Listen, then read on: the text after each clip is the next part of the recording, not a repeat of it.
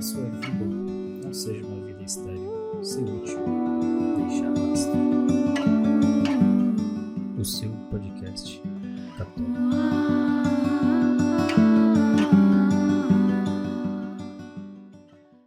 Olá, seja muito bem-vindo ao seu Te Deixar Rastro Podcast, o seu podcast católico, e hoje a gente está aqui para conversar, para falar sobre o que é o Opus Dei, né? Essa instituição tenebrosa, sinistra, que muita gente fala, né, por aí. Então, você provavelmente, como eu fui um dia, só teve a visão do Opus Dei baseada no filme do Dan Brown, ou do livro do Dan Brown, que se chama Código da Vinci. Então, quero trazer aqui para você nesse episódio um pouco de história, informação, para que você de fato conheça e saiba do que se trata, né, essa organização da igreja, por que ela existe, de onde ela veio, quem é seu fundador, e tentar quebrar um pouco dessa imagem que foi criada pelo filme, tá? Muito recente, inclusive, eu fui almoçar com uns amigos meus e durante o almoço um menino falou: não, eu não quero ser um católico maluco igual aquela galera da Opus Dei, meio sinistra. Eu achei engraçado, porque alguns meses atrás eu tava na posição dele, e mesmo sendo católico, mesmo vivenciando já um pouco da vida na igreja, eu acabei assumindo o que eu vi no filme e não procurei, não pesquisei, não fiz nada. Então quero contar aqui para vocês hoje sobre essa história, sobre tudo da Opus Dei, tá bom? Então me acompanha aqui.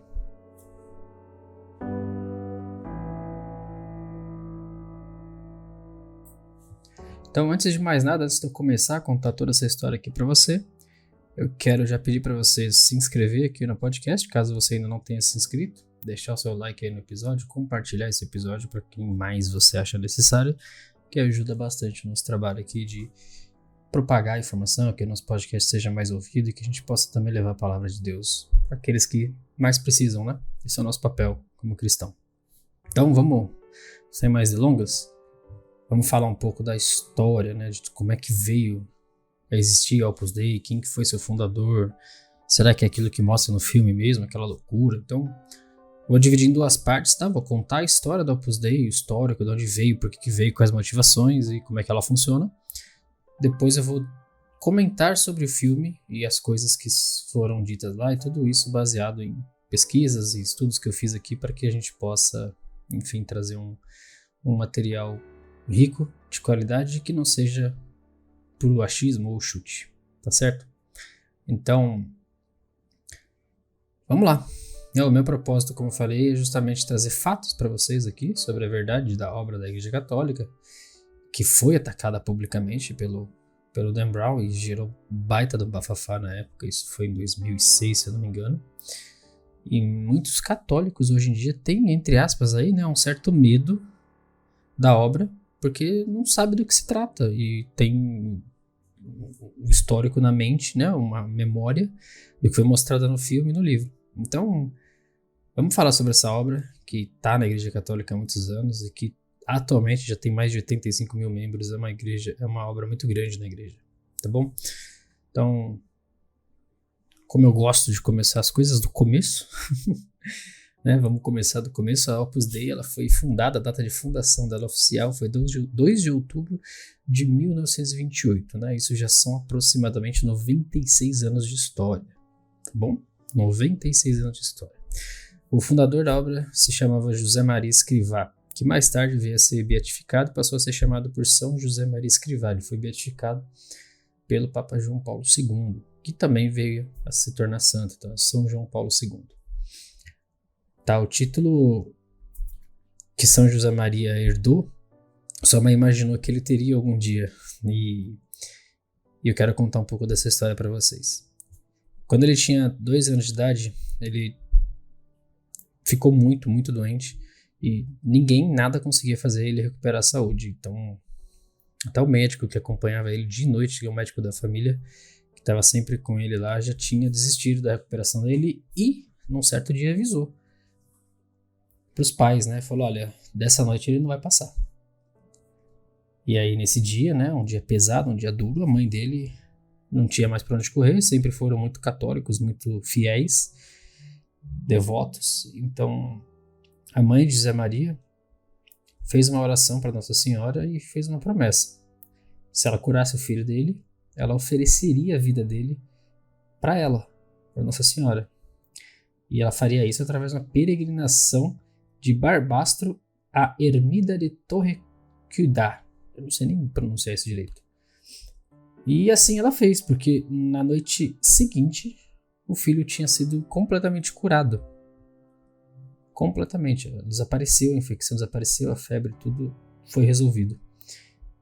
E tudo isso aconteceu em 1904, quando ele tinha só 2 anos de idade, né? Que nem eu comentei pra vocês. E aí, beleza, show de bola, aconteceu isso, um milagre aconteceu na vida dele, provavelmente porque Deus tem planos pra ele. Só que aí, em 1910, 12 e 13, José Maria perdeu as suas irmãs mais novas. Uma por vez, uma em cada ano. Uma em 1910, uma em 1912 e outra em 1913. E ele ainda criança, né, no auge da inocência dele, entendeu que talvez fosse uma fila, que ele talvez fosse o próximo, porque as mais jovens já tinham ido, logo ele também seria o próximo. E ele até falou para sua mãe, mãe, será que eu sou o próximo? E a mãe dele, sorrindo com uma tranquilidade que talvez nem ela soubesse de onde veio, respondeu, olha, não se preocupa meu filho, eu te ofereci a Nossa Senhora e ela vai cuidar de ti. E parece que aconteceu isso mesmo, né? Porque de fato ele não morreu no ano seguinte. E em 6 de outubro de 2002, José Maria Escrivá foi canonizado pelo Papa João Paulo II por conta do seu trabalho que ele desenvolveu com a Opus Dei e por tudo que escreveu na sua biografia terrena aqui enquanto ele estava vivo. Então, vamos falar um pouco sobre o que é a obra, do porquê que ele foi beatificado. A fundação, né, do porquê José Maria escolheu iniciar esse trabalho que mais tarde teria esse título de santo foi, como eu falei, né, em 2 de outubro de 28, ele teve uma revelação do seu trabalho, o motivo pelo qual Nossa Senhora tinha poupado a vida dele em 1904, quando ele ficou doente. Então ele teve uma revelação, quando ele teve essa revelação ele já era padre, ele já era ordenado, ele já estava no caminho de Deus, mas ainda assim parece que o chamado dele não tinha acontecido. O chamado dele não era simplesmente ser um padre, ele tinha uma outra missão, né? E essas palavras que eu vou falar aqui para vocês são palavras oficiais que estão no site oficial da Opus Dei, que você pode inclusive acessar para conferir. Viu de modo inefável pessoas de todas as nações e raças, de todas as culturas e mentalidades que procuram e encontram Deus no meio da vida corrente, na família, no trabalho, no círculo de amigos e conhecidos. Pessoas com ânsia de viver em Cristo, de se deixar transformar por Ele, de lutar pela santidade no meio das ocupações habituais, no campo, na fábrica ou no gabinete, ou seja, em todas as profissões honestas da terra. Viu multidões aspirando à santidade, milhares de santos no meio do mundo, pessoas que se esforçariam por santificar o trabalho, por santificar-se no trabalho e por santificar os outros com o trabalho, que lutariam por cristianizar o seu ambiente com o calor da sua proximidade de Cristo, que seriam entre parentes e amigos Cristo que passa. Pessoas com grande empenho por levar a fé e a mensagem cristã por todos os setores da sociedade. Viu cristãos correntes que viveriam em plenitude a vocação recebida no batismo, apóstolos de Cristo que falariam dele com simplicidade, naturalmente esforçando-se por levar Cristo no cume de todas as atividades humanas, vivendo gozosamente a sua participação no sacerdócio de Cristo, oferecendo a Deus cada dia o sacrifício santificante da sua própria existência. Viu um caminho de santidade e de apostolado para servir a igreja. Tudo aquilo que ainda nem sequer tinha nome era igreja e para a igreja. A vontade de Deus era muito clara: abrir a pessoas de qualquer idade, estado civil e condição social um novo panorama vocacional no meio da rua, para sua igreja, dirigindo as pessoas de todas as idades, estados civis e condições sociais.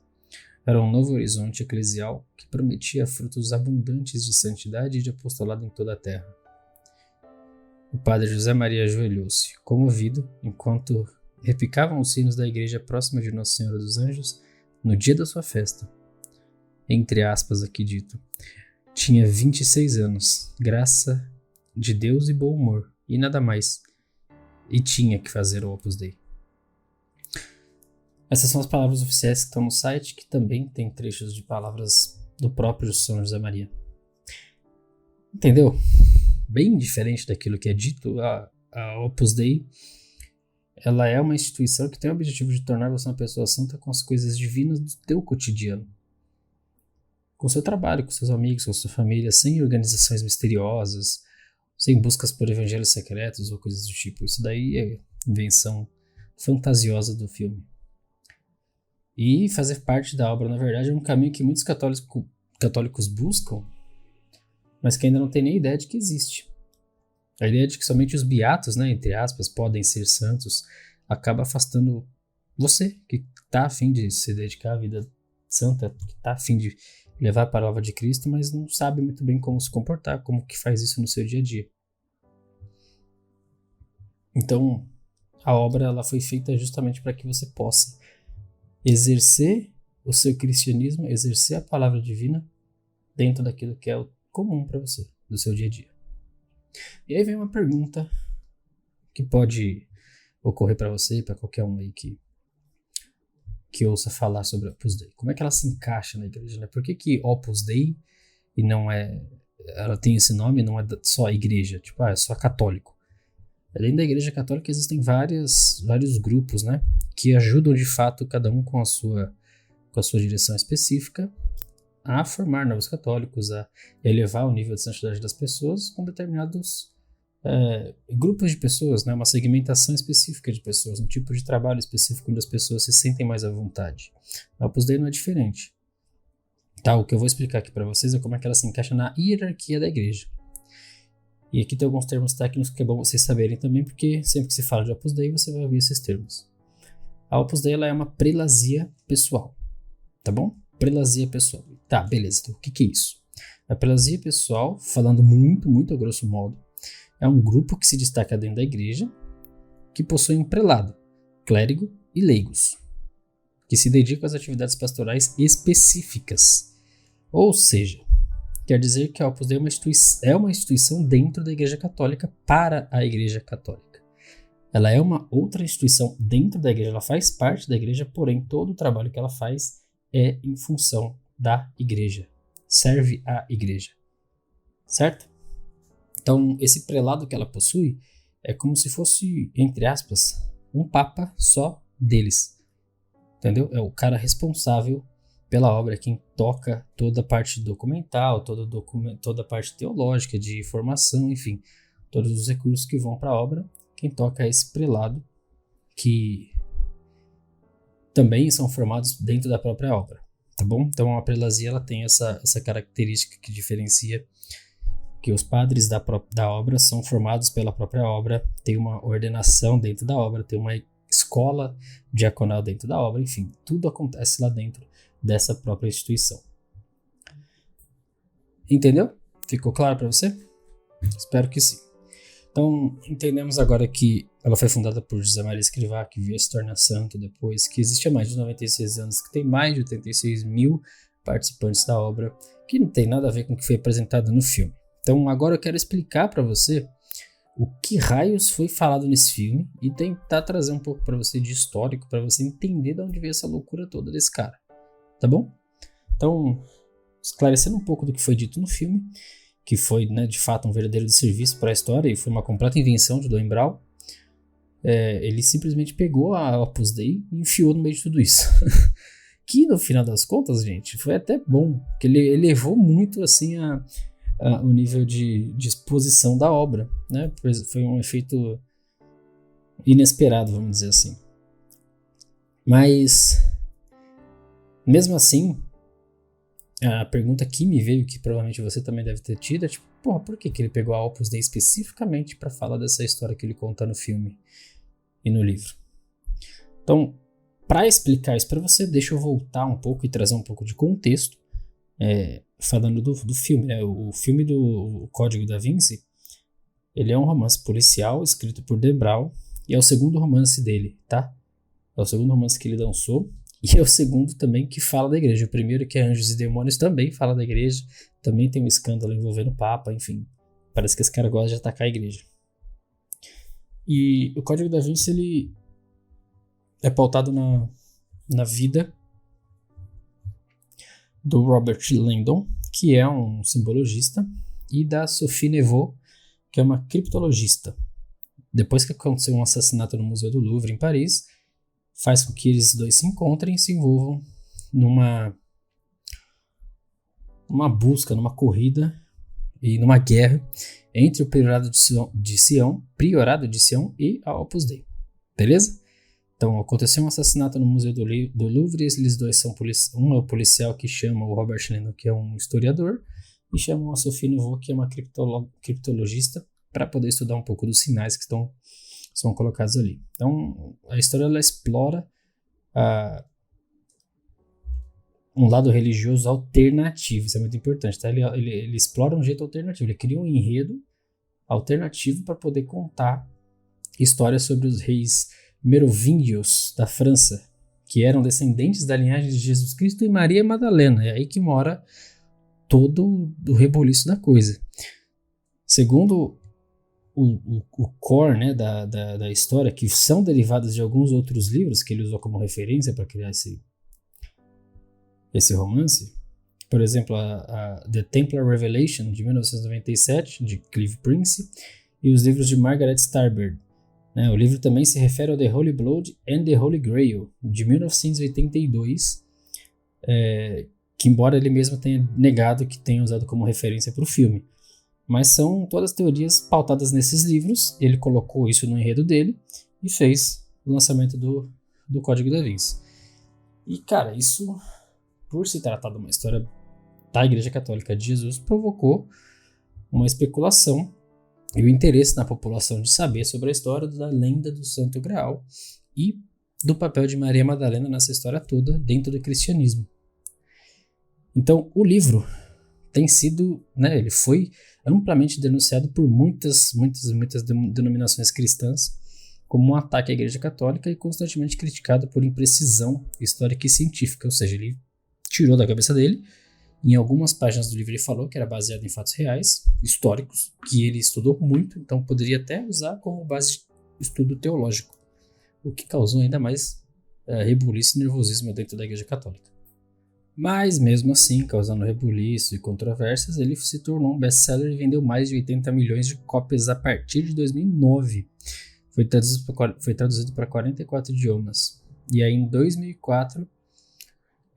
a Random House publicou uma edição especial ilustrada com 160 ilustrações. E em 2006 veio a versão do filme lançada pela Columbia Pictures.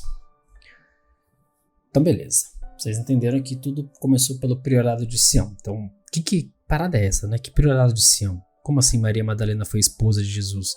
Quem são esses reis que eles falam aqui que tem a linhagem de Jesus Cristo? Né? Que loucura é essa? Então, o Priorado de Sião, ele é colocado no livro como uma organização secreta, que essa organização, de fato, existem pessoas no mundo real que acreditam nela, porque ela foi inventada pelo Pierre Plantard. Esse cara, que é um político francês, inventou essa história do Priorado de Sião com o único intuito de retomar a monarquia francesa, que estava, né, sobre frangalhos, e ele inventou essa história de Priorado de Sião, de um grupo que defendia o segredo sagrado de Jesus Cristo e Maria Madalena, que era a sua linhagem, que eles tiveram filhos, certo? E a ideia é que esse grupo foi criado em 1099 para proteger o segredo do Santo Graal. E o Santo Graal, como vocês devem ter visto no filme, no livro, se refere à mulher, a pessoa descendente de Jesus Cristo. Esse é o Santo Graal. E no filme ele aborda que a Opus Dei é uma organização dentro da igreja, que tá ok até aí, e alguns membros da Opus Dei dentro da igreja fazem parte de um clube, né? Não de um clube, mas de uma sociedade secreta que quer se assegurar de que esse segredo do Santo Graal não se espalhe pelo mundo. Então, no filme não é que a Opus Dei ela é uma seita perigosa, mas tem dois elementos lá, que é o monge, né, que é o Silas, o padre, e o bispo, que eu esqueci, Arangossa, se eu não me engano o nome dele, que estão envolvidos, e tem clérigos, né, pessoas de alto escalão dentro do Vaticano que querem de qualquer jeito esconder, entre aspas, essa verdade, que segundo o próprio Dan Brown vem sendo escondida pela igreja desde sempre. Certo? Só que aí, minha gente, aí tem uma parada muito importante que Dan Brown esqueceu. Sim, pequeno detalhe. O único objetivo, como eu falei, era restaurar a monarquia francesa, né? O único objetivo do Pierre era restaurar a monarquia francesa em 1980. Só que ele mesmo desmentiu sobre a existência do Priorado de Sião. Ele mesmo falou publicamente que era uma invenção. Os seus filhos, mais tarde, também comentaram falando que era por invenção do pai deles e que todo mundo sabia. E o Dan Brown usou isso para espalhar uma notícia para o mundo que, talvez seja verdade. E o problema é que muita gente ainda, até hoje, acredita nisso. Então, fechamos a parte do Priorado de Sião, o assunto basicamente é esse. Não tem muito o que fazer. Essa história dele de Priorado de Sião, dos reis, da linhagem sagrada, enfim, tudo isso que ele inventou para corroborar com a ideia e criar dúvidas sobre tudo que a Igreja Católica vem ensinando há mais de 2024 anos. Então, vamos falar do Opus Dei, né? Por que ele colocou o Opus Dei no filme? Ele colocou no filme porque ele precisava de uma instituição na igreja para poder falar. O Opus Dei era uma instituição pública relativamente nova, né, naquela época. Se eu não me engano, o livro é de 2003. Então, talvez as pesquisas dele tivessem começado lá para 2000, 2001, 2002. E foi nessa época, se vocês não se recordam, foi nessa época que São José Maria estava entrando no processo de beatificação pelo Papa João Paulo II. Então, provavelmente, quando ele fez as pesquisas dele, esse nome Opus Dei deve ter aparecido bastante vezes. E como provavelmente não tinha muita informação na época, era tudo que ele precisava. Uma instituição da igreja que poucos sabem que ele criou a imagem que ele queria sobre esse grupo, certo? E aí, claro, tudo que eu tô falando aqui é um chute meu, né, do que pode ter acontecido, não são fontes oficiais, porque não tem como eu saber de onde ele tirou a inspiração para usar o Opus Dei, mas suponho que seja isso por conta das datas que estão batendo aqui, e isso, né, na cabeça de um criativo que é, como um escritor, provavelmente impulsionou ele para poder fazer, tá? Então, de forma geral, né, tudo que ele fala no filme e no livro são coisas completamente absurdas e fora da realidade, salvo algumas exceções, pouquíssimas, especialmente históricas, quando se fala de Leonardo da Vinci, quando se fala de Isaac Newton, mas ele envolve muitos nomes famosos da história clássica e cria informações que não são verdadeiras. Então, queria reunir essas informações aqui todo no podcast para explicar para você que a Opus Dei não tem nada a ver com o que é pintado nesse filme, assim como qualquer organização. É uma coisa que eu falo sempre, a igreja ela é santa, quem não são santos são as pessoas, né? Infelizmente, dentro de qualquer organização vão existir pessoas com má índole, com má inclinação. Dentro da igreja não é diferente, vão ter pessoas más também, mas isso não quer dizer que a obra, ou seja a Opus Dei ou qualquer outra obra da Igreja Católica, tenha um cunho oficial de esconder segredos ou não permitir que as pessoas saibam de algo, tá bom? A ideia do trabalho da obra é justamente o contrário, fazer com que você, do jeito que você é hoje, aonde você está, possa de fato ser um apóstolo, ser um trabalhador, levar a palavra e tocar o coração das pessoas. Bom, eu espero de verdade que tenha gostado desse episódio, que tenha sido esclarecedor. Se você tiver dúvida, manda aqui na plataforma que você estiver ouvindo e a gente vai conversando e lendo nos próximos episódios, tá bom? Então é isso, fiquem com Deus e até o próximo episódio.